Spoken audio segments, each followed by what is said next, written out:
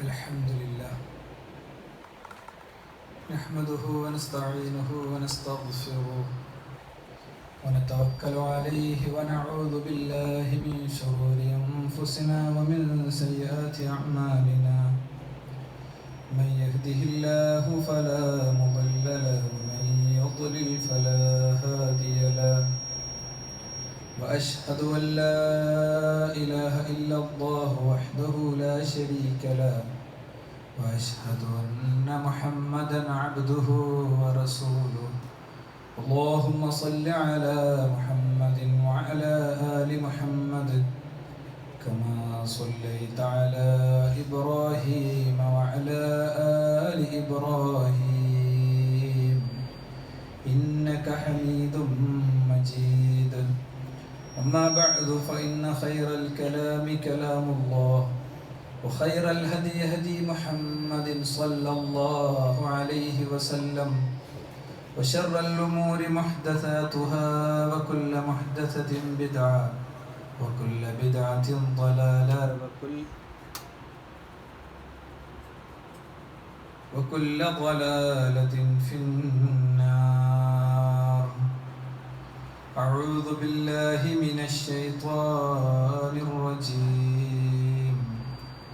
يا أيها الذين آمنوا اتقوا الله حق تقاته ولا تموتن إلا وأنتم مسلمون. بسم الله الرحمن الرحيم. إنما أموالكم وأولادكم فتنة والله عنده أجر عظيم. സൃഷ്ടാവും സംരക്ഷകനുമായ റബ്ബിനെ ജീവിതത്തിൻ്റെ എല്ലാ മേഖലയിലും കാത്തു സൂക്ഷിക്കുന്ന യഥാർത്ഥ മുഅ്മിനുകളും മുഖ്ലിസുകളുമായി ജീവിതം ചിട്ടപ്പെടുത്തണമെന്ന് എല്ലാ സത്യവിശ്വാസികളെയും ഉണർത്തുകയാണ്, അവർ ബോധിപ്പിക്കുകയാണ്. പലതരം രക്ഷിതാക്കളെക്കുറിച്ചും അവരുടെ രക്ഷാകർതൃത്വത്തെ സംബന്ധിച്ചും കഴിഞ്ഞ ഖുതുബയിൽ നമ്മൾ പറഞ്ഞിട്ടുണ്ടായിരുന്നു. മക്കൾ ഉണ്ടാകാൻ ആവശ്യമായ കാര്യത്തിൽ ഇടപെടുക എന്നതിലുപരി അവരുടെ ദീനോ ദുനിയാവോ ഒന്നും നോക്കാത്ത ആളുകളാണ് അതിലൊരു വിഭാഗം. കുട്ടികൾക്ക് വേണ്ട ഭക്ഷണവും വസ്ത്രവും പാർപ്പിടവും അനുബന്ധങ്ങളൊക്കെ ഇഷ്ടംപോലെ ചെയ്തു കൊടുക്കും. എന്നാൽ ദീനിയായ കാര്യത്തിലും വളർച്ചയിലും ശ്രദ്ധിക്കാത്തവരാണ് രണ്ടാമത്തെ വിഭാഗം.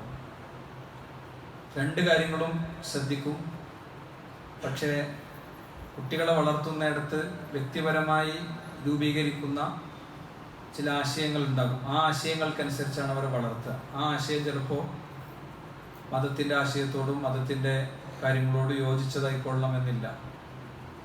ദുനിയാവിൻ്റെ കാര്യത്തിലാണെങ്കിലും ദീനിൻ്റെ കാര്യത്തിലാണെങ്കിലും വ്യക്തിപരമായ അഭിപ്രായത്തിലേക്ക് ചുരുങ്ങുകയും അതിനെ ആത്മപരിശോധന നടത്താതിരിക്കുകയും ചെയ്യുന്ന ആളുകളാണ് അവർ. പിന്നെ വാപ്പയും ഉമ്മയും രണ്ട് തട്ടിലായി പോകുന്ന, അഭിപ്രായ വ്യത്യാസത്തിലായി പോകുന്ന ആളുകളുണ്ട്. മറ്റൊന്ന് ഉപദേശം നല്ല രീതിയിൽ നൽകും, പക്ഷെ ജീവിതത്തിൽ ഒട്ടും ഉണ്ടാവുകയില്ല.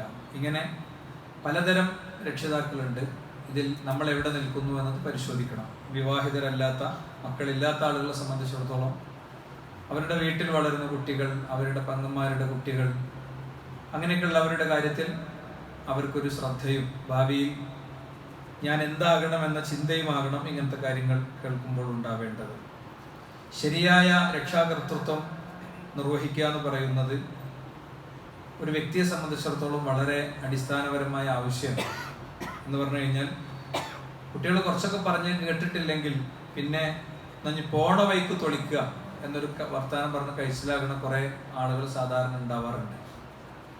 അതേപോലെ തന്നെ മക്കൾ കുറച്ചൊരു പ്രായമായി കഴിഞ്ഞാൽ ഞാൻ ചെയ്യാനുള്ളതൊക്കെ ചെയ്തു, മദ്രസയിൽ ഓനെ 7ാം ക്ലാസ് വരെ പഠിപ്പിച്ചു, അങ്ങനെ ചെയ്തു ഇങ്ങനെ ചെയ്തു, ഇനി ഓനോൻ്റെ പാട്ടിലാകട്ടെ, ഓനോൻ്റെ വൈക്ക് പോകട്ടെ, അവൻ അവൻ്റെ രീതി സ്വീകരിക്കട്ടെ എന്ന് പറയുന്നവരെയും നമുക്ക് കാണാൻ കഴിയും. പലപ്പോഴും മക്കളോട് പിണങ്ങി ജീവിക്കുന്നവരുണ്ട്. അപ്പൊ കഴിഞ്ഞ ദിവസം രക്ഷിതാവ് പറഞ്ഞത്, മോന് വന്ന് വാപ്പ ഭക്ഷണം കഴിക്കണോടത്തിരുന്ന വാപ്പ എണീറ്റ് പോകും, മോനെ 100% നിരാകരിച്ചുകൊണ്ടാണ് വാപ്പ ജീവിക്കുന്നത്. പ്രായം കൊണ്ടും ഒക്കെ അവൻ്റെ 18-ലും 19-ലൊക്കെ കാണിക്കുന്ന ചില സ്വഭാവ പ്രശ്നങ്ങൾ അത് ഭയങ്കര ഒരു വിഷയമാക്കിയിട്ട് എടുത്തിട്ട് പിന്നെ ആ കുട്ടിയായിട്ട് ഇനി സംസാരമേ ഇല്ല എന്ന് തീരുമാനിക്കുന്നവരൊക്കെ ഉണ്ടാകാറുണ്ട്. കുറേ കാരണങ്ങൾ നമുക്ക് പറയാം. പക്ഷേ 3 കാരണങ്ങൾ കൊണ്ട് ഒരു പിതാവിനെ സംബന്ധിച്ചിടത്തോളം മകനിനി ഏത് പ്രായത്തിലാണെങ്കിലും ഏത് അവസ്ഥയിലാണെങ്കിലും അവൻ്റെ ദീനിൻ്റെയും ദുനിയാവിൻ്റെയൊക്കെ കാര്യത്തിൽ ശരിയായ ശ്രദ്ധ ആവശ്യമുണ്ട്. എല്ലാ ഘട്ടത്തിലും ഒരേപോലെ ആകൂല എന്ന് മാത്രം. ഖുർആൻ പറഞ്ഞു അതിൻ്റെ ഒരു കാരണം ഇന്നമാ അംവാലുക്കും വൗലാദുക്കും ഫിത്ന, നിങ്ങളുടെ മക്കളും നിങ്ങളുടെ സമ്പത്തും നിങ്ങൾക്ക് പരീക്ഷണമാണ്. നിങ്ങളുടെ അക്കൗണ്ടിലുള്ള പൈസയും നിങ്ങളുടെ തോട്ടവും പറമ്പും നിങ്ങളുടെ ബിൽഡിങ്ങും സെറ്റപ്പും ഒക്കെ നിങ്ങൾക്ക് പരീക്ഷണമാണ്. അതേപോലെ നിങ്ങൾക്ക് ഉണ്ടായ മക്കളും നിങ്ങൾക്ക് പരീക്ഷണമാണ്. വല്ലാഹു ഇൻദഹു അജ്റുൻ അദീം, അള്ളാഹുവിൻ്റെ അടുത്ത് ആണ് യഥാർത്ഥ പ്രതിഫലം ഇരിക്കുന്നത്. അപ്പൊ ഈ സമ്പത്തിന്റെ കാര്യത്തിലും മക്കളുടെ കാര്യത്തിലും നിങ്ങൾക്കുള്ള പരീക്ഷണങ്ങൾ അതിജയിച്ചും അതിജീവിച്ചും നിങ്ങൾ ആ കൂലി നേടണം. സമ്പത്തിന്റെ കാര്യത്തിൽ അള്ളാഹു തന്ന പരീക്ഷണം ഞാൻ വിശദീകരിക്കണ്ടല്ലോ. അതിന്റെ സക്കാത്ത് കൊടുത്തു വിട്ടുക, സഹായിക്കേണ്ടവനെ നമുക്ക് സാധിക്കുന്ന അർത്ഥത്തിൽ സഹായിക്കുക, അതിൽ ദൂർത്തില്ലാതിരിക്കുക, അതിൽ പിശുക്കില്ലാതിരിക്കുക. ഇങ്ങനെ ഒരു ഉറുപ്പ്യ ഉണ്ടെങ്കിൽ ആ ഒരു ഉറുപ്പ്യം ഒരുപാട് കാര്യങ്ങളുണ്ട് അല്ലേ. അതിൽ സക്കാത്തിന്റെ ഭാഗം ഉണ്ടോ? ഉണ്ടെങ്കിൽ കൊടുക്കണം. ഈ സക്കാത്തൊന്നുമില്ല വിചാരിക്കുക, കണക്കൂട്ടിയപ്പോൾ സക്കാത്തൊന്നുമില്ല. പക്ഷെ അനിയൻ, സഹോദരി, അയൽവാസി, ബന്ധു പ്രയാസത്തിലാണ്, അല്ലെങ്കിൽ ദീനിയായ ഒരു സംരംഭം, നമ്മൾ നിസ്കരിക്കണ പള്ളി, അവിടേക്ക് അതിന്ന് ഒരു ഉറുപ്പ്യ ഒരു പൈസയാണ് കൊടുക്കാൻ പറ്റുന്നെങ്കിൽ കൊടുക്കുക. ദൂർത്ത് കാണിക്കാതിരിക്കുക. ഉള്ള പൈസനേക്കാളും അമിതമായി ചെലവാക്കി സോഷ്യൽ സ്റ്റാറ്റസും സമൂഹം എന്ത് പറയും, ആൾക്കാരെ വലിയ ബേജാർ എപ്പോഴത്തേക്കാണ്. ആൾക്കാരെന്താ പറയാ അല്ലേ, ആൾക്കാരെന്താ പറയാ എന്നുള്ളതായിരിക്കും പലപ്പോഴും. അതല്ലെങ്കിൽ പിശുക്ക് കാണിക്കുക, കൊടുക്കേണ്ടതൊന്നും കൊടുക്കാതിരിക്കുക. ഇതാണ് ധനവുമായി ബന്ധപ്പെട്ട ഏറ്റവും അടിസ്ഥാനം. മക്കളുമായി ബന്ധപ്പെട്ടതോ മക്കളെ ശരിയായ ദിശയിൽ വളർത്തുക എന്നുള്ളതാണ്, പരമാവധി അതിനുവേണ്ടി പരിശ്രമിക്കുക എന്നുള്ളതാണ്. അപ്പൊ ആ ഫിത്നയിൽ നിന്ന് രക്ഷപ്പെടണമെങ്കിൽ യഥാർത്ഥ രക്ഷാകർതൃത്വം വേണം. കുട്ടികളും മക്കളൊക്കെ ഉണ്ടായാൽ കാലത്തിനനുസരിച്ച് അവരുടെ അടുത്ത് പലജാതി പരിപാടിയും കാണും. അതിലൊക്കെ നിരാശപ്പെട്ട് തോറ്റു പിന്മാറല്ല വേണ്ടത്. അവസാന ശ്വാസം വരെയും സക്കറാത്തിലേക്ക് മറിഞ്ഞു വീഴുമ്പോഴും അവൻ അടുത്ത് വിളിച്ചിട്ട് പല കുട്ടി അങ്ങനത്തെ പരിപാടിക്ക് നിൽക്കരുത് എന്ന് പറയുന്ന ഒരു മനസ്ഥിതി വേണം എന്നുള്ളതിൻ്റെ ഒരു ന്യായമാണ്. ഇനി രണ്ടാമത്തത് സൂറത്തു ഇസ്രായേൽ ഖുർആൻ പറഞ്ഞ കാര്യം, റബ്ബി റഹ്മഹുമാ കമാ റബ്ബയാനി സഗീറ.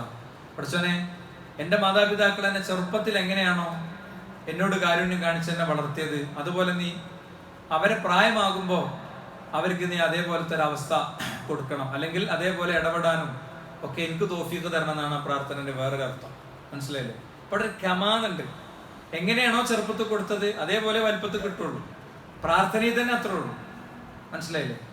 കുഞ്ഞായ നാളിൽ അവൻ ഇങ്ങനെ കൈ ഉയർത്തിയിട്ട് പിന്നീട് അവൻ പ്രായമായി വരുമ്പോഴൊക്കെ ഇങ്ങനെ കൈ ഉയർത്തി പ്രാർത്ഥിക്കുമ്പോൾ നമ്മളെ തിരക്കുകൾക്കും നമ്മുടെ ബഹളങ്ങൾക്കും നമ്മുടെ അലച്ചിലുകൾക്കും നമ്മളുടെ പ്രാരാബ്ധതകൾക്കും ഇടയിൽ അവൾക്ക് നമ്മൾ ഫില്ല് ചെയ്ത് കൊടുക്കേണ്ടിയിരുന്ന, പൂർത്തീകരിച്ചു കൊടുക്കേണ്ടിയിരുന്ന, നിർവഹിച്ചു കൊടുക്കേണ്ടിയിരുന്ന കാര്യങ്ങൾ ഉണ്ടാകും. നിർവഹിച്ചു കൊടുക്കേണ്ട കാര്യങ്ങളിൽ ഫർളുകളുണ്ട്, മുസ്തഹബുകളുണ്ട്, സുന്നത്തുകളുണ്ട്, നമ്മൾ തന്നെ ചെയ്യേണ്ടതുണ്ട്. അപ്പൊ അതൊക്കെ ഒന്ന് അവലോകനം നടത്തി ശരിയാവിധം ചെയ്തിട്ടില്ലെങ്കിൽ മക്കളെ നമുക്ക് വേണ്ടി പ്രാർത്ഥിക്കണം. പ്രാർത്ഥന പോലും നമുക്ക് ബാധ്യതയായി മാറും. അതുകൊണ്ട് പാരന്റിങ് എന്നുള്ളത്, ശരിയായ രക്ഷാകർതൃത്വം എന്നുള്ളത് വളരെ പ്രധാനപ്പെട്ട ഒരു കാര്യമാണ്.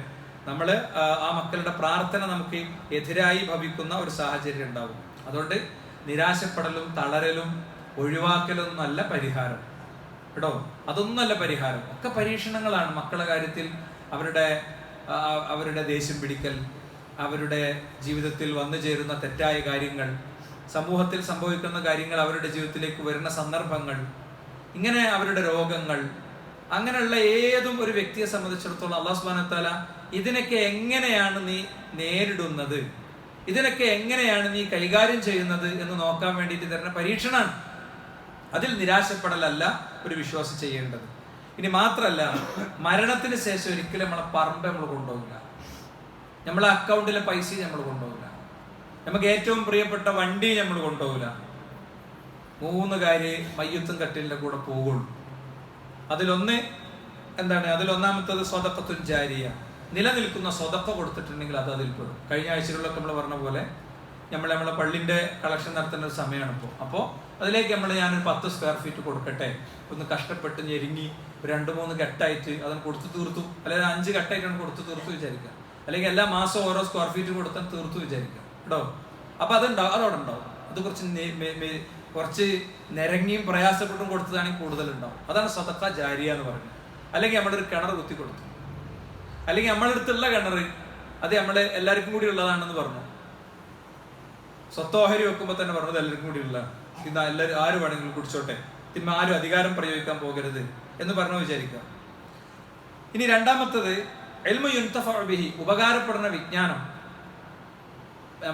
നമ്മള് ഉപകാരപ്പെടുന്ന ഒരു ഇൽമി നമുക്ക് കിട്ടി, അത് വേറുള്ളവർക്ക് പകർന്നു കൊടുത്തു. അങ്ങനെ അത് ആളുകൾ കൈമാറി കൈമാറി കൈമാറി കൈമാറി കൈമാറി ഇങ്ങനെ പോയി.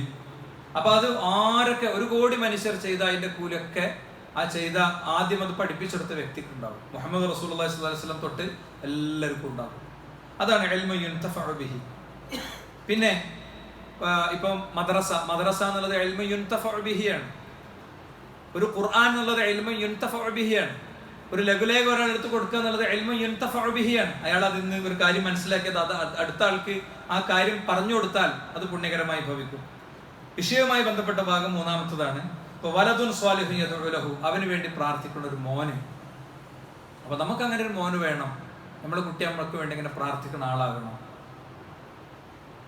എവിടെയാണെങ്കിലും ഏത് നേരത്താണെങ്കിലും എപ്പോഴാണെങ്കിലും കൊല്ലത്തിലൊരിക്കൽ ആണ്ട് എന്ന് പറഞ്ഞിട്ട് വാപ്പാന്റെ പേരിൽ ഒരു പരിപാടികൾ നടത്തിയിട്ട് പ്രാർത്ഥിക്കുന്നതിനെ കുറിച്ചല്ല. അങ്ങനെയാണെങ്കിൽ മദീന പള്ളിയിൽ ആണ്ടില്ലാത്ത പല ദിവസം ഉണ്ടാവും. നമ്മൾ ചരിത്രത്തിൽ എവിടെയെങ്കിലും കാണുന്നുണ്ടോ?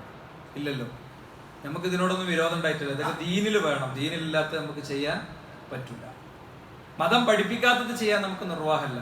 അത് വാപ്പാനോടും ഉമ്മാനോടും സ്നേഹമില്ലാത്തതുകൊണ്ടല്ല. വാപ്പാനോടും ഉമ്മാനോടും സ്നേഹമുള്ളവർക്ക് വാപ്പാക്കും ഉമ്മാക്കൊക്കെ വേണ്ടി സ്വതക്ക കൊടുക്കുക, ഒരു കുഴപ്പമില്ല, ഒരു പ്രശ്നമല്ല, അല്ലേ? സ്വതക്ക കൊടുക്കണേന് യാതൊരു തകരാറുമില്ല. പക്ഷെ അതിനൊരു പ്രത്യേക ദിവസവും സമയവും നിശ്ചയിക്കുമ്പോൾ എന്റെ വകുപ്പ് മാറി. അത് അള്ളാഹുവിന്റെ ദീനിൽ വേറെ ശറഅ് നമ്മൾ ഉണ്ടാക്കലാണ്. അത് പറ്റൂല. നമുക്ക് വേണ്ടി പ്രാർത്ഥിക്കുന്ന മക്കൾ ഉണ്ടാകണം. അപ്പൊ ആ മോൻ അങ്ങനെയായി വളരാൻ ആവശ്യമായ കാര്യങ്ങൾ നമ്മൾ ചെയ്യണം. അപ്പൊ അതുകൊണ്ട് തന്നെ ഇങ്ങനത്തെ കുറെ കാരണങ്ങൾ കൊണ്ട് നമ്മൾ ഏത് പ്രായത്തിലുള്ള രക്ഷിതാവാണെങ്കിലും, ഇനി വിവാഹം കഴിക്കാത്ത വിവാഹത്തിലേക്ക് എത്തുന്നവരാണെങ്കിലും ഒക്കെ ഈ ഒരു വിഷയം ഏറെ പ്രാധാന്യമുള്ളതാണ്, പ്രസക്തി ഉള്ളതാണ്. നമ്മളെ മക്കള് നിലവിലുള്ള സമൂഹത്തിൽ നടക്കുന്ന കെണികളിലൊക്കെ പെടാതിരിക്കാൻ എന്താ ചെയ്യാം? നമ്മൾ ചിലപ്പോൾ ചിന്തിക്കും, എന്താ ചെയ്യാം? ആ ചോദ്യത്തിന്റെ ഉത്തരാണ് നമ്മൾ ഇന്ന് പറയാൻ വിചാരിക്കുന്നത്. സമൂഹത്തിൽ പലജാതി കെണികളുണ്ട്. ആ കെണികളിലൊന്നും നമ്മുടെ കുട്ടികൾ പെടരുത്. ചില അടിസ്ഥാനങ്ങൾ നമ്മൾ നിർവഹിച്ച ബാക്കി പഠിച്ചോന്റെ തൗഫീഖാണ്. ഹിദായത്ത് എന്നുള്ള അല്ലാഹു സുബ്ഹാനഹു വ തആല തരേണ്ടതാണ്. നമ്മൾ എന്തൊക്കെ ചെയ്തിട്ടും കാര്യമില്ല. അബൂ ത്വാലിബിന് ഇസ്ലാം കിട്ടാൻ വേണ്ടി അള്ളാഹുവിന്റെ റസൂൽ സല്ലല്ലാഹു അലൈഹി വസല്ലം എങ്ങനെയൊക്കെ പരിശ്രമിച്ചു, പക്ഷെ കിട്ടിയില്ല. അദ്ദേഹം വിശ്വാസി അല്ലാതെ മരണപ്പെട്ടു പോയി. നരകത്തിൽ 2 ചെരുപ്പ് കൊടുക്കുന്നതാണ്. ആ ചെരുപ്പ് ധരിച്ചാൽ തലയിൽ നിന്നിങ്ങനെ തീനാളങ്ങൾ കത്തിജ്വലിച്ചുകൊണ്ടിരിക്കുന്ന നരകത്തിലെ ഏറ്റവും ചെറിയ ശിക്ഷ അബൂ ത്വാലിബിനാണെന്ന് അള്ളാഹുവിന്റെ റസൂൽ സല്ലല്ലാഹു അലൈഹി വസല്ലം തങ്ങൾ എത്രത്തോളം സ്നേഹിച്ചു. പക്ഷേ തൗഹീദ് കിട്ടിയില്ല. ലാ ഇലാഹ ഇല്ലല്ലാഹ് മുഹമ്മദ് റസൂലുള്ളാഹ് എന്നുള്ളതിൽ തെറ്റുപറ്റി. അതിൽ തെറ്റുപറ്റിയത് ആരാണെങ്കിലും ഒരു രക്ഷപ്പെടുന്നില്ല. ആരാണെങ്കിലും. അതാണ് ഇബ്രാഹിം നബി അലൈഹി ഇസ്ലാമിന്റെ ചരിത്രം പഠിപ്പിക്കണത്. ഇബ്രാഹിം നബി അലൈഹി ഇസ്ലാം വാപ്പാക്ക് വേണ്ടി ശുപാർശ പറഞ്ഞിട്ട് വാപ്പാക്ക് കിട്ടിയില്ലല്ലോ, അല്ലേ? വാപ്പാക്ക് വേണ്ടി ശുപാർശ പറഞ്ഞു, പഠിച്ചവനെ എന്റെ വാപ്പ നരകത്ത് പോണത് എനിക്ക് അപമാനാണ്, വാപ്പാക്ക് സ്വർഗം കൊടുക്കണേ. പക്ഷേ അല്ലാഹു സുബ്ഹാനഹു വ തആല എന്താ ചെയ്ത്? അദ്ദേഹത്തിന്റെ മുന്നിൽ നിന്ന് തന്നെ വാപ്പാനൊരു നികൃഷ്ട ജീവിയാക്കി നരകത്തിലേക്ക് വാപ്പ മറിഞ്ഞു പോണത് കാണിച്ചു കൊടുത്തിട്ട് മനുഷ്യ ചരിത്രത്തോട് പറഞ്ഞു, ഒരു ഷെയ്ഖും ഒരു കോജി ഒരു ബീവിയും രക്ഷിക്കൂല. മനുഷ്യൻ അവന്റെ പരിശ്രമങ്ങളെ ഉണ്ടാവുകയുള്ളൂ.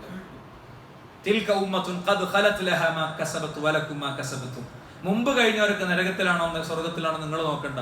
അവര് ചെയ്തിനുള്ളത് അവർക്ക് കിട്ടും, നിങ്ങൾ ചെയ്തിനുള്ളത് നിങ്ങൾക്ക് കിട്ടും, അല്ലെ? അല്ലാത്ത ഒരാളും വേറൊരാളുടെ പാപഭാരങ്ങൾ വഹിക്കുകയില്ല. അതുകൊണ്ടാണ് ഫാത്തിമ ബീവിയോട് പറഞ്ഞത്, ഫാത്തിമ നീ എന്റെ കരളിന്റെ കഷ്ണാണ്. ഉപ്പാന്റെ കുട്ടി ഉപ്പാനോട് ദുന്യാവെന്ന് ചോദിച്ചോ, പരലോകത്തൊന്ന് ചോദിക്കരുത്. ദുന്യാവിൽ എന്താ ഉള്ള ഒന്നുമില്ല. 3 മാസം തുടർച്ചയായി പട്ടിണി കിടന്ന വീടാ റസൂലുള്ളാഹിന്റെ വീട്.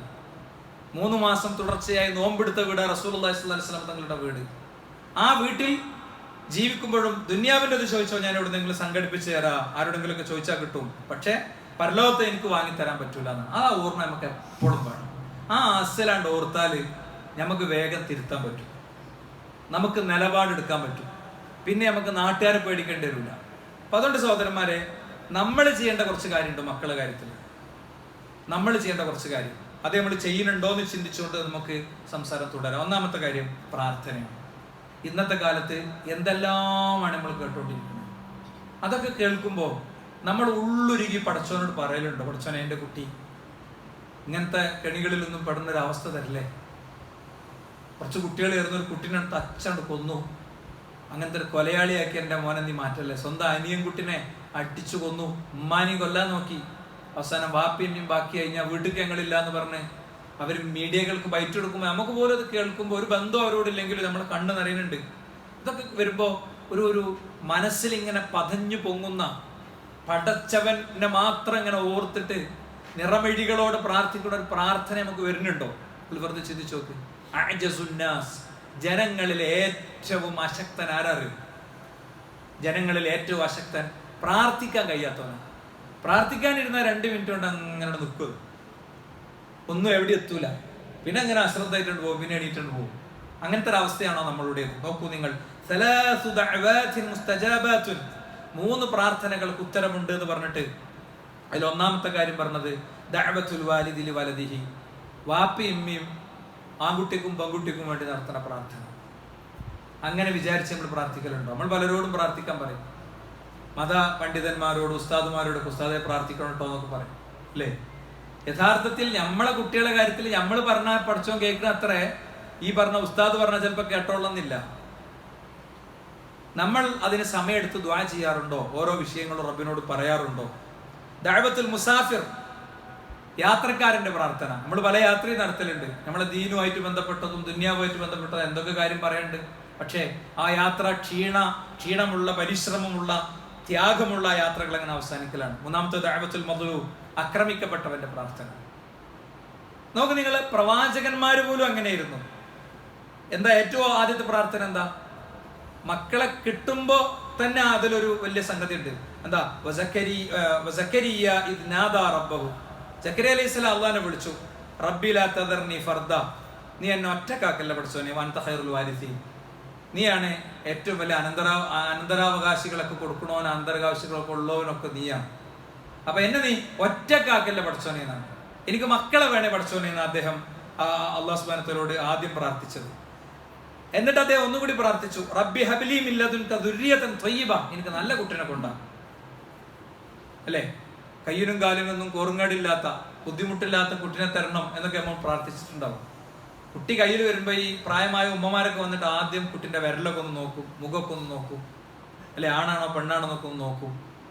നമ്മൾ ഭയങ്കര ആശ്വാസമാണ്. പക്ഷേ ഈ കുട്ടി വലുതായിട്ട് ഈ കോർങ്ങേടില്ലാത്ത, മലപ്പുറത്തെ വെട്ടത്തൂരത്തെ നാടൻ ഭാഷയിൽ പറഞ്ഞാൽ ഒരു കോർങ്ങേടില്ലാത്ത ഈ കയ്യിൽ കത്തിയെടുത്തിട്ടോ കുത്തുന്നൊരു കുട്ടിയാകരുത് എന്ന് നമുക്ക് എത്രത്തോളം ചിന്തിക്കാൻ പറ്റുന്നുണ്ട്, എന്ന് നമുക്ക് എത്രത്തോളം ആലോചിക്കാൻ പറ്റുന്നുണ്ട്. അപ്പൊ ദുർരിയത്ത് ത്വയ്യിബ് കിട്ടാൻ പ്രാർത്ഥിച്ചിട്ടുണ്ടോ? നമ്മള് സ്വാലിഹായ സന്താനത്തെ കിട്ടാൻ വേണ്ടി പ്രാർത്ഥിച്ചിട്ടുണ്ടോ? വലദുൻ സ്വാലിഹുൻ യദ്ഉ ലഹു, അല്ലെ? സ്വാലിഹായ കുട്ടിയെ നിങ്ങൾക്ക് വേണ്ടി പ്രാർത്ഥിക്കുള്ളൂ. ഇനി ഇബ്രാഹിം നബി അലൈഹി സ്വലാം പ്രാർത്ഥിച്ചത് എന്തിനാ? ഇബ്രാഹിം നബി സ്വലാം റബ്ബി ജഅൽ ഹാദൽ ബലദ ആമിനൻ വജ്നുബനി വബനി അൻ അഅ്ബുദൽ അസ്നാം. അദ്ദേഹം മകൻ ജീവിക്കുന്ന നാടിന് വേണ്ടി ആദ്യം പ്രാർത്ഥിച്ചു, മക്കൾക്ക് വേണ്ടി ആദ്യം പ്രാർത്ഥിച്ചു. ഇതൊരു നിർഭയത്വമുള്ള നാടാക്കണേ പഠിച്ചു.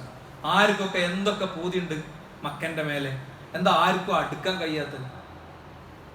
എന്താ ആരും അങ്ങോട്ട് ഓങ്ങാത്തത്? എന്താ പറ്റാത്തത്? അത് പടച്ച റബ്ബ് ഒരുക്കിയ ഒരു സുരക്ഷിതത്വമാണ്. ഇനി കഅബയെ തകർക്കപ്പെടുന്ന ഒരു ദിവസം വരും എന്ന് അള്ളാഹുവിന്റെ റസൂലിനെ പഠിപ്പിച്ചിട്ടുണ്ട് കേട്ടോ. അതൊന്നും കാണേണ്ട അവസ്ഥ അള്ളാഹു നമുക്ക് തരാതിരിക്കുമാറാകട്ടെ. അന്ത്യദിനത്തിന്റെ അടയാളങ്ങളിൽ പഠിപ്പിച്ചിട്ടുണ്ട്, കഅബാലയം ആക്രമിക്കപ്പെടുമെന്ന് പഠിപ്പിച്ചിട്ടുണ്ട്. ഇനി നോക്കൂ നിങ്ങൾ, വജ്നുബനി വബനി അൻ അഅ്ബുദൽ അസ്നാം, എന്നെയും എന്റെ സന്തതികളെയും നീ വിഗ്രഹാരാധനയിൽ നിന്ന് കാക്കണേ. നമ്മള് വാപ്പിയും വാപ്പാന്റെ വാപ്പിയൊക്കെ എടുത്ത നിലപാടിൽ പോന്നാൽ നേരെ ഡയറക്റ്റ് സ്വർഗത്തേക്ക് എന്നാണ് എവിടെയോ നമ്മൾ പറഞ്ഞു പറ്റിക്കപ്പെട്ടിട്ടുള്ളത്.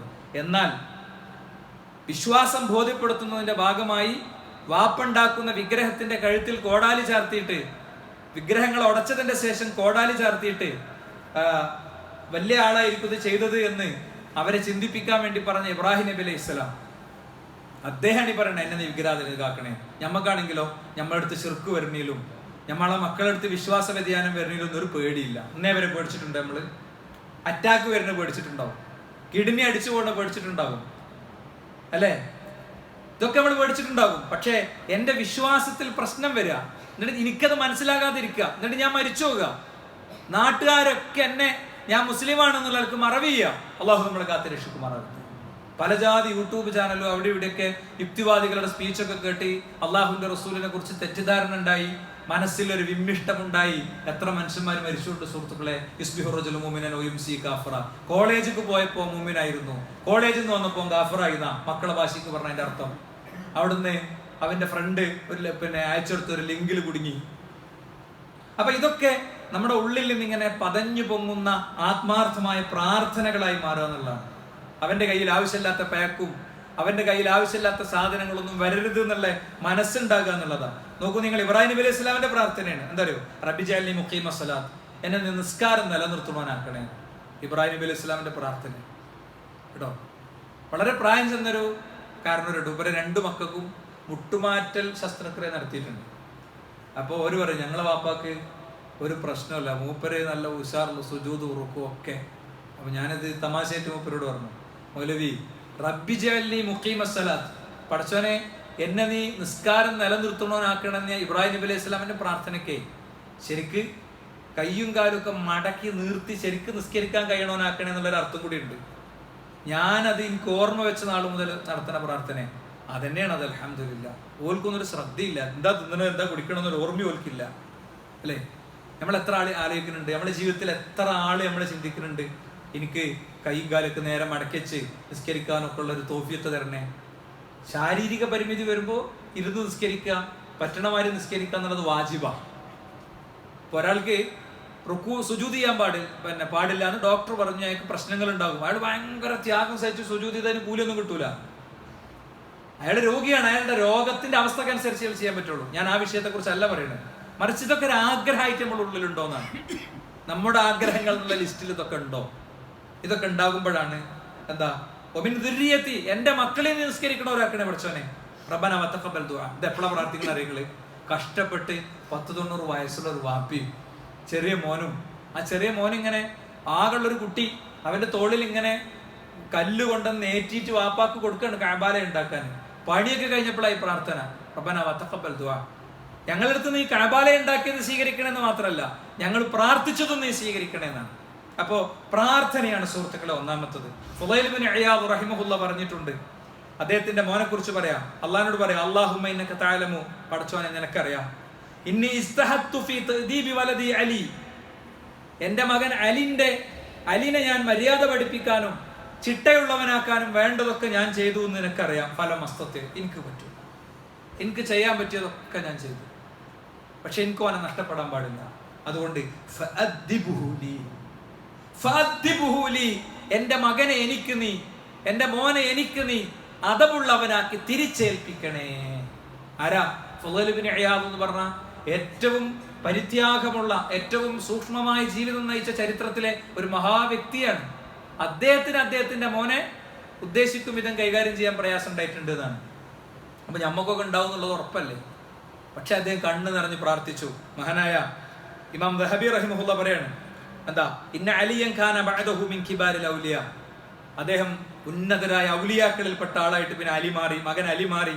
വകാന ഖാനിതൻ ലില്ലാഹ്, അല്ലാഹുവിനെ ഏറെ സൂക്ഷിക്കുന്ന വ്യക്തിയായിരുന്നു. ഖാശിഅൻ, കീഴൊതുങ്ങി ജീവിക്കുന്ന ആളായിരുന്നു. പിന്നെ വഹാദ മിൻ ദുആഇ അബീഹി ലഹു, വാപ്പ മോന് വേണ്ടി നടത്തിയ പ്രാർത്ഥന കൊണ്ടാണ് ഇങ്ങനെ സംഭവിച്ചത്. അപ്പോൾ നമ്മൾ നമ്മുടെ മക്കൾക്ക് വേണ്ടി പ്രാർത്ഥിക്കുക എന്നുള്ളതാണ്. അതോടൊപ്പം എതിരിൽ പ്രാർത്ഥിക്കാതിരിക്കുക എന്നുള്ളതാണ്. വലാ തദ്ഉ അലാ അൻഫുസികും, നിങ്ങൾ നിങ്ങൾക്കെതിരെ പ്രാർത്ഥിക്കരുത്. വലാ തദ്ഉ അലാ ഔലാദികും, നിങ്ങൾ നിങ്ങളുടെ കുട്ടികൾക്കെതിരെ പ്രാർത്ഥിക്കരുത്. വലാ തദ്ഉ അലാ ഖദമികും, നിങ്ങൾ നിങ്ങളെ സേവിക്കാമെന്ന ജോലിക്കാർക്കും ജീവനക്കാർക്കും എതിരിൽ പ്രാർത്ഥിക്കരുത്. കാരണം ലാ തുവാഫിഖു മിനല്ലാഹി തആല സഅതൻ യുസ്അലു ഫിഹാ അതാഉൻ ഫയസ്തജീബു ലക്കും, ചില പ്രത്യേകം പ്രാർത്ഥനയ്ക്ക് കിട്ടുന്ന സമയങ്ങളിൽ നിങ്ങളുടെ ഈ വാക്കുകളൊക്കെ പ്രാർത്ഥനയായിട്ട് മാറിയാൽ പിന്നെ നിങ്ങൾ കഷ്ടപ്പെടേണ്ടി വരുന്നതാണ്. മനസ്സിലായില്ലേ? അപ്പൊ അതെന്താ, നമ്മളിങ്ങനെ പഠിച്ചോനെ എന്റെ മോനെ നശിപ്പിക്കണമെന്നൊന്നും പറയില്ല. പക്ഷെ നമ്മളൊരു വൈകാരികതയിൽ ചിലപ്പോൾ പറഞ്ഞു പോകും, നീ നന്നാവൂലടാ എന്നൊക്കെ ചിലപ്പോൾ പറഞ്ഞു പോകും. അധ്യാപകർ പറയും, അതേപോലെ തന്നെ രക്ഷിതാക്കൾ പറയും. ആ വാക്കുകളൊക്കെ ഒരു പ്രാർത്ഥനയായിട്ട് ചിലപ്പോൾ പഠിച്ചോ പരിഗണിക്കും. കാരണം മാതാപിതാക്കളെ മാനിക്കുക, ബഹുമാനിക്കുക എന്നൊക്കെ പറയുന്ന മക്കളുടെ ബാധ്യതയാണ്. മാതാപിതാക്കൾക്ക് എന്തൊക്കെ കുറവും എന്തൊക്കെ പരിമിതി ഉണ്ടെങ്കിലും അത് മക്കളുടെ കടമയും ബാധ്യതയുമാണ്. ആ കടമയും ബാധ്യതയും അവർ നിർവഹിക്കുമ്പോൾ അവരെടുത്ത് വരുന്ന വീഴ്ചകൾ അത് ഗൗരവപൂർവം പരിഗണിക്കേണ്ടതും പരിഹരിക്കേണ്ടതുമായ ഒരു തലാണ്. ഇനി രണ്ടാമത്തെ ഒരു കാര്യം എന്ന് പറയുന്നത് മാതൃക കാണിക്കലാണ്. മാതൃക കാണിച്ചു കൊടുക്കണം. അതാണ് ഏറ്റവും വലിയ പാരന്റിങ് എന്ന് പറയുന്നത് കേട്ടോ. ഇപ്പോൾ പലപ്പോഴും ഞാനൊരു ഉദാഹരണം പറയണമെങ്കിൽ, ബസ്സിൽ പോകുമ്പോൾ ടിക്കറ്റ് എടുക്കേണ്ട പ്രായം കുട്ടിക്കായിട്ടുണ്ടാവും. നമ്മളെന്ത് ചെയ്യും, അത്രയിലേക്കുമ്പോൾ LKG സംഭവം 2ാം ക്ലാസ്സിൽ എത്തിയിട്ടുണ്ടാവും. അപ്പോൾ കുട്ടി അവിടുന്ന് പഠിക്കണ മാതൃക എന്താ? ബസ്സിലൊക്കെ ആകുമ്പോൾ പൈസന്റെ കാര്യത്തിലൊക്കെ എങ്ങനെയാണ് ചെയ്യേണ്ടതെന്നാണ് പഠിക്കുക. ചെറിയൊരു കാര്യമാണ്. നമുക്ക് അവിടെ ഒരു 15 ഉറുപ്പ്യൻ്റെ ചിലവാണ്. അതിനു വേണ്ടിയാണ് എന്ത് ചെയ്യണത്, നമ്മളെ കുട്ടീനെ നമ്മൾ നശിപ്പിക്കുന്നത്. അല്ലെങ്കിൽ നമ്മുടെ ഉള്ളിലുണ്ടാവും, പുറത്ത് ഞാൻ അവിടെ അല്ലാതെ പറഞ്ഞോളാം. ഇതിൽ നിന്നൊക്കെ കുട്ടി യഥാർത്ഥത്തിൽ ഒരു പാഠം യഥാർത്ഥത്തിൽ എടുക്കുന്നുണ്ട്. Waste management. നമ്മൾ തന്നെ പഴം കഴിച്ചിട്ട് നേരെ അതിന്റെ തൊലി മുറ്റത്തേക്ക്, അല്ലേ? നമ്മൾ തന്നെ ആകെ കാർക്കിച്ചിട്ട് നേരെ മുറ്റത്തേക്ക്. അപ്പൊ നമ്മളെ മുറ്റാകൊണ്ട് തുപ്പണിന് പ്രശ്നം ഉണ്ടാവില്ല, പക്ഷെ വേറെ സ്ഥലത്തെത്തുമ്പോൾ വ്യത്യാസങ്ങൾ ഉണ്ടാവും. നമ്മൾ തന്നെ ആ പിന്നെ കോഴിന്റെ എല്ലിലുള്ളതൊക്കെ ഇങ്ങനെ വെറുതെ രണ്ടാക്കിയിട്ട് അതിമൊക്കെ ഫുഡൊക്കെ വേസ്റ്റ് ഉണ്ടാവും. നമ്മളെ പാത്രത്തിൽ തന്നെ എന്താണ് തുടച്ച് വൃത്തിയാക്കി എടുത്തിട്ടുണ്ടാവില്ല. നമ്മളൊക്കെ കാണിച്ചു കൊടുത്തിട്ട് ഓരോ ദിവസം ആവർത്തിച്ച് പറഞ്ഞ് പഠിപ്പിച്ചാണ് പോകേണ്ടത്. അല്ലിമു ഔലാദക്കും അസ്ദിഖ ബിൽ ഖൗലി വൽ ഫിഅൽ. സത്യസന്ധത നിങ്ങൾ നിങ്ങളുടെ മക്കളെ പഠിപ്പിക്കേണ്ടത് വാക്കുകൊണ്ടും പ്രവൃത്തി കൊണ്ടുമാണ്. നീ സത്യം പറയണം മോനെ എന്ന് പറഞ്ഞാൽ മാത്രം പോരാ, സത്യം പറഞ്ഞ് കാണിച്ചു കൊടുക്കണം. പരിക്കുള്ള സത്യങ്ങൾ പറയേണ്ടി വരുമ്പോൾ അത് മക്കൾ കൂടി അറിയണം. മനസ്സിലായില്ലേ? ഇതിപ്പോ ഇവിടെ എത്ര സ്ക്വയർ ഫീറ്റ് ഉണ്ട് നടക്കാൻ വന്ന ആളോട് 1900 ഉള്ളൂ എന്ന് പറഞ്ഞാല് എന്താ, അതിനൊരു പൈസയാണ്. ഇത് 2100 ഉണ്ട് പറഞ്ഞാൽ പൈസ കൂടും. അപ്പൊ നമുക്ക് ഇതിൽ കൂടെ 20,000 ഉറുപ്പ്യ പോയി. നമുക്ക് സത്യം പറഞ്ഞാൽ മതി. ഇങ്ങനെ കാണിച്ചു കൊടുക്കുക എന്നുള്ളതാണ്. ഫൈദ ഹദ്ദസ്തുമൂഹും, നിങ്ങൾ അവരോട് സംസാരിക്കുകയാണെങ്കിൽ ഫലാ തക്ദിബു അലൈഹിം, അവരോട് നിങ്ങൾ കളവ് പറയരുത്. വൈദ വഅദ്തുമൂഹും, നിങ്ങൾ അവരോട് വാക്ക് പറഞ്ഞാൽ ലാ തുഖ്ലിഫു വഅദകും, വാക്ക് നിങ്ങൾ ലംഘിക്കരുത്. എനിക്ക് ഞാൻ ഐസ്ക്രീം വാങ്ങിത്തരാന്ന് പറഞ്ഞു, വാങ്ങിത്തരാന്ന് വാങ്ങി കൊടുക്കണം, അല്ലെങ്കിൽ പറയരുത്. കരച്ചില് മാറ്റാൻ വേണ്ടി ഓരോ ഓഫർ കൊടുക്കും, പിന്നെ ചെയ്യൂല. അപ്പൊ വാപ്പാന്റെ വാക്കിന് ഉമ്മാന്റെ വാക്കിന് വില ഇല്ലാതാകും. അതുപോലെ തന്നെ ഭാര്യ ഭർത്തൃ ബന്ധത്തിലുള്ള കലഹങ്ങൾ ഉണ്ടാവും. വാപ്പിയും പബ്ലിക്കായിട്ട് തല്ലുകൊടുക്കും, അടി, അല്ലേ? ഒരാൾ വേറൊരാളെ പറ്റിയിട്ട്. അപ്പൊ രണ്ടാളെ പറ്റിയിട്ട് ഒരു മതിപ്പും ഉണ്ടാവില്ല. ഇവരെടുത്ത് രണ്ടാളെടുത്ത് ഒരു വിഷയം പറയാൻ ഇവർക്ക് തോന്നൂല്ല. ടീനേജൊക്കെ കിടക്കുമ്പോൾ അവരുടേതായ സങ്കടങ്ങളും സമ്മർദ്ദങ്ങളും പ്രശ്നങ്ങളും ബസ്സിന്ന് മോളൊരാൾ തോണ്ടിയിട്ടുണ്ടാവും. അവൾ അതിന്റെ കനലെറിയുന്ന മനസ്സുമായിട്ടാണ് വന്നിട്ടുണ്ടാകുക. അത് പറയാൻ ഒരാളെ കിട്ടൂല. അപ്പോഴാണ് ഹായ് മെസ്സേജ് വരിക അപ്പുറത്തുനിന്ന്. അപ്പോഴാണ് അതിലേക്ക് കിടക്കുക. അപ്പോഴാണ് എന്ത് ചെയ്യുക, അപകടങ്ങളിലും കെണികളിലൊക്കെ പെടുക. അപ്പൊ ആ ഒരു മാതൃകകൾ ഉണ്ടാകുക എന്നുള്ളത് ഏറ്റവും പ്രധാനപ്പെട്ട ഒരു കാര്യമാണ്. നോക്കൂ നിങ്ങൾ, സ്വലാഹുൽ വാലിദൈനി ബിൽ ഇൽമി വൽ അമൽ മിൻ അഅ്ളമിൽ അസ്ബാബി ലിസ്വലാഹി ഔലാദിഹിം. എന്താ സ്വലാഹുൽ വാലിദൈൻ, മാതാപിതാക്കൾ നന്നാകുക എന്നുള്ളത് എങ്ങനെ നന്നാകുക? ബിൽ ഇൽമി വൽ അമൽ, ഓരോന്നും പഠിച്ച്. അല്ലാതെ നമുക്കൊരു നിലപാടുണ്ടാവും, ആ നിലപാട് ഇസ്ലാമിൽ ചിലപ്പോൾ ഉണ്ടാവില്ല. ഞാൻ അതിനാണ് കഴിഞ്ഞ ആഴ്ചയിൽ ഉദാഹരണം മനസ്സിലാണ് ഉദാഹരണം പറഞ്ഞത്. മോളുടെ വസ്ത്രം മറഞ്ഞാൽ പോരാ, റസൂലുള്ള പറഞ്ഞ പോലെ മറയണം. അവള് പാന്റും കുപ്പായിട്ട് എന്താ ഡ്രസ്സ് മറഞ്ഞാൽ പോരാ. പാന്റും കുപ്പായ ഇടുക എന്നുള്ളത് പുരുഷൻ സ്ത്രീയുടെ വസ്ത്രം ധരിക്കലും സ്ത്രീ പുരുഷന്റെ വസ്ത്രം ധരിക്കലും അല്ലാഹ് ശപിച്ചിരിക്കുന്നു എന്ന് പറഞ്ഞ കാര്യമാണ്. അപ്പൊ അങ്ങനെ നമ്മുടെ കാഴ്ചപ്പാടുകളെ ചെത്തിമിനിക്കുക, ഇൽമ കൊണ്ട് ചെത്തിമിനിക്കണം. എന്നിട്ടോ അത് ചെയ്ത് കാണിക്കണം. മിൻ അഅ്ളമിൽ അസ്ബാബി ലി സ്വലാഹി ഔലാദിഹിം, കുട്ടികൾ നേരാകുന്നിടത്ത് ഏറ്റവും വലിയ മാതൃക അതാണ്. ബാപ്പാക്ക് പനിയൊക്കെ ഉണ്ട്, ക്ഷീണമൊക്കെ ഉണ്ട്, എന്നാലും ബാപ്പ എണീറ്റ് ഒളു എടുത്ത് നിസ്കരിച്ച് കാണിച്ചു കൊടുക്കുകയാണ്. മനസ്സിലായില്ലേ? ഉമ്മാക്ക് നല്ല തിരക്കുണ്ട്, ഉമ്മ അവിടെ പൊരിഞ്ഞ പണിയാ കേട്ടോ. അപ്പൊ ഉടനെ ബാങ്ക് കൊടുത്തു, 10 മിനിറ്റിനുള്ളിൽ നിസ്കരിക്കണമെന്ന് തീരുമാനം എടുത്തു, അവിടെ ഓഫായി, അടുക്കള ഓഫായി. അങ്ങനെ ശീലാക്കിയാൽ മക്കളെ ഏത് യൂത്ത് ഫെസ്റ്റിവൽ നടക്കുകയാണെങ്കിലും, ഏത് NIT-ലാണെങ്കിലും, ഏത് എയിംസിലാണെങ്കിലും, ഏത് കള്ളുടിയുടെ റൂമിലാണെങ്കിലും അവന്റെ ഉള്ളിലെ ബയോളജിക്കൽ ക്ലോക്ക് അടിക്കും. ഓൻ പോണ്ടെടുത്തും പോകും, ഓൻ ചെയ്യേണ്ടത് അവൻ ചെയ്യും. അത് ചുട്ടയിലെ ശീലം ചുടല വരെയെന്നാണ്. അത് ഏറ്റവും ചെറിയ പ്രായത്തിൽ തന്നെ അത്തരം കാര്യങ്ങൾ പരിശീലിപ്പിച്ചു കൊണ്ടുവരിക എന്നുള്ളത് വളരെ പ്രധാനപ്പെട്ട ഒരു സംഗതിയാണ്. തംരീനു സുബിയാനി അല ത്വഅ, മക്കളെ വ്യത്യസ്തമായ സൽക്കർമ്മങ്ങൾ തംരീന് കൊടുക്കണം. തംരീനാത്ത് എന്ന് പറയാം അറബി അധ്യാപകർ തംരീനാത്ത് ചെയ്തു വരാം. എന്താ? വീട്ടിൽ നിന്നുള്ള ചെയ്ത് പരിശീലിക്കേണ്ട കാര്യങ്ങൾ, അങ്ങനെ അത് പരിശീലിപ്പിച്ചു കൊണ്ടുവരണം. ആരാധനകൾ അവരെ ശീലിപ്പിക്കണം. നിസ്കാരം ഇത് പെട്ടെന്നൊരു ദിവസം 7-ാം വയസ്സാവുമ്പോൾ എന്ത് ചെയ്യൂല, നിസ്കരിച്ചൂല. നമ്മള് മുസല്ലൊക്കെ വാങ്ങിക്കൊടുത്ത് അല്ലേ, നിസ്കരിച്ചിനത്ര നിസ്കരിച്ചോട്ടെ, പൗതി നിസ്കരിച്ചു പോയാൽ കളിയാക്കിച്ചിരിക്കില്ല. പകുതി നിസ്കരിച്ച നല്ല കുട്ടിയാണ്, ഇനി ഫുള്ള് നിസ്കരിക്കും അല്ലേ?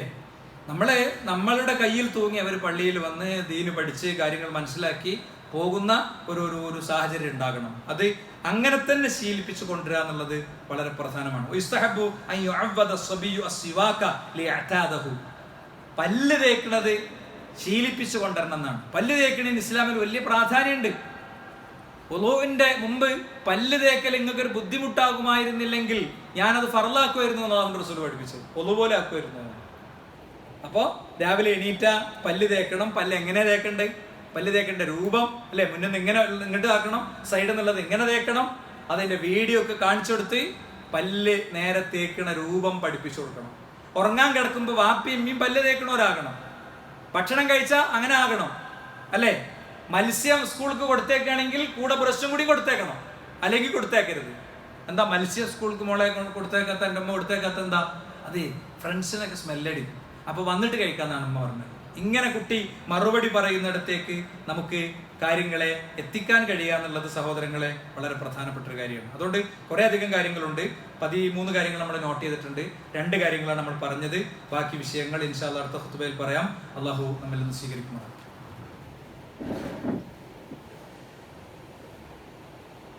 അൽഹംദുലില്ലാഹ് വസ്സലാത്തു വസ്സലാമു അലാ റസൂലില്ലാഹി വഅലാ ആലിഹി വസഹ്ബിഹി അജ്മഈൻ.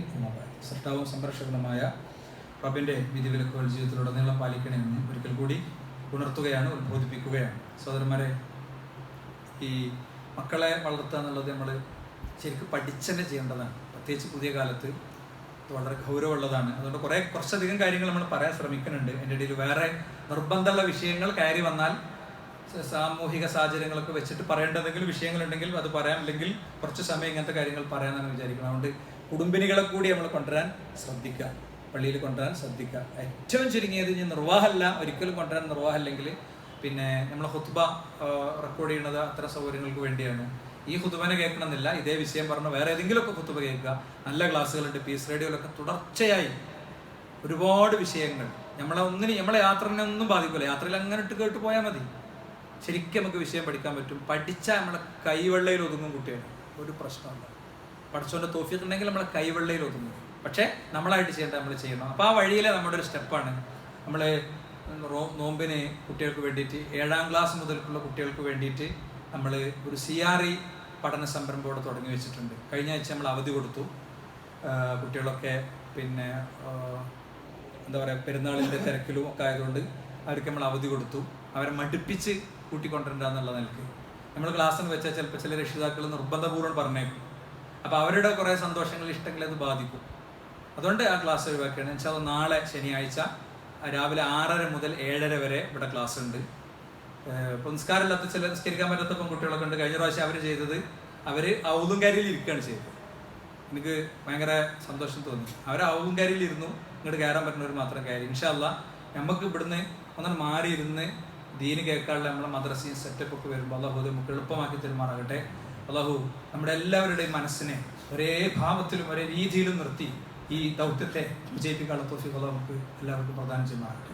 അപ്പോൾ അത് നമ്മളെല്ലാവരും മനസ്സ് വെച്ച് പഠിച്ചവൻ്റെ തൗഫീഖ് ഉണ്ടെങ്കിൽ ഒന്നും തരാൻ പറ്റാത്ത ആത്മാർത്ഥമായിട്ട് അത് ശരിയായ വിധം നമ്മൾ ആഗ്രഹിക്കണ പോലെ സാക്ഷാത്കരിക്കാൻ വേണ്ടിയിട്ട് നമ്മളെല്ലാവരും പ്രാർത്ഥിക്കണം.